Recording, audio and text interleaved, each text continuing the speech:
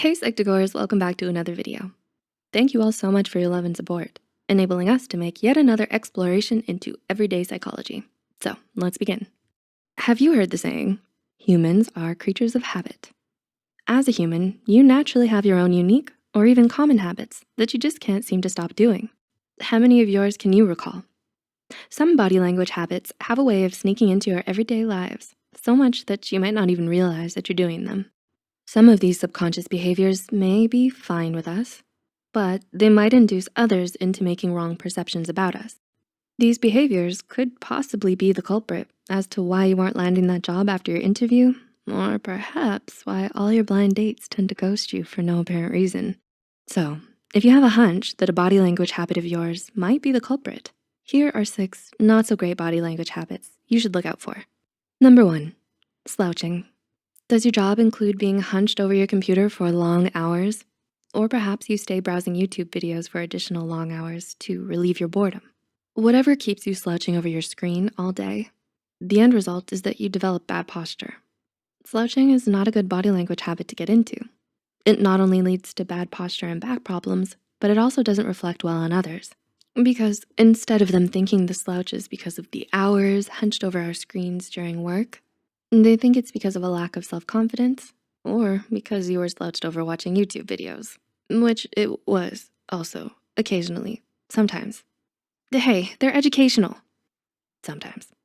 Number 2, holding a defensive position. People can be annoying.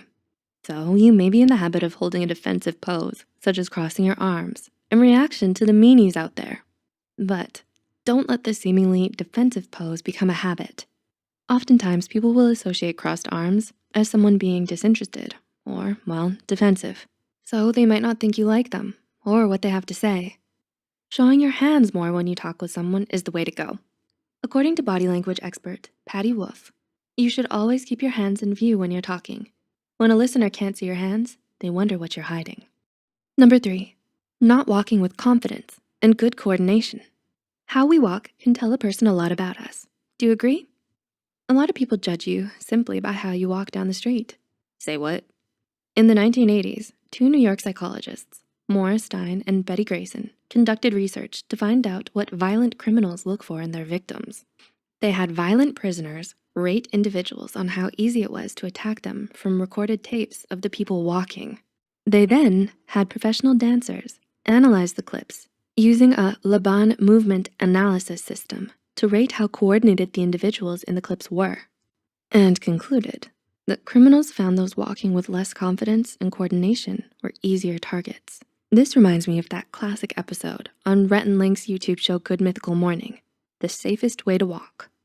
In that episode, the 2 internet personalities learned how to walk the correct way, according to researchers, in order to not be a target for mugging. It's hilarious. Number 4, appearing distracted. Do you tend to look away onto other things when someone's talking to you? You're still actively listening to the person talking, but glancing away may be a habit. While it may seem innocent, if you keep glancing away during a serious story about your friend's beloved goldfish, crackers, they may think you're bored and not interested, or that you simply don't care about crackers.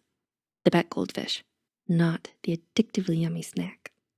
Number 5, overly intense eye contact or no eye contact at all. Eyes are the windows to the soul, right? But you just don't like looking into the depths of another's soul. We just met. But not using any eye contact may make your job interviewer think that you're not a serious worker or you're hiding something. Or perhaps too much eye contact during a casual party may make someone think they have food on their face. Aggressive stares can make someone feel a bit uncomfortable. And drifting your gaze too often and not looking the person in the eye at all can make them wonder if you lack confidence or are simply uninterested in what they're saying. In other words, it's best to pay attention to the goldfish story. Pay attention to crackers. No, not the snacks, though they sure have got my attention now. And number 6, fidgeting during an important conversation. Nearly everyone fidgets. What's your go-to fidget ritual? It's something you do, and it can be entertaining. Enter pencil drum solo. This is a difficult habit to stop, and it may take time, but it may be worth it in some situations.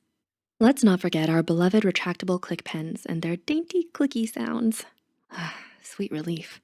But according to body language expert Tanya Raymond, author of The Power of Body Language, fidgeting can imply you lack power or that you may be nervous. So it might be best to leave the drum solos to the experts and someone with a drum set. And while your amazing clicky pen may be appropriate background music, or not, for a boring day in class, it maybe isn't such a good idea during a serious conversation.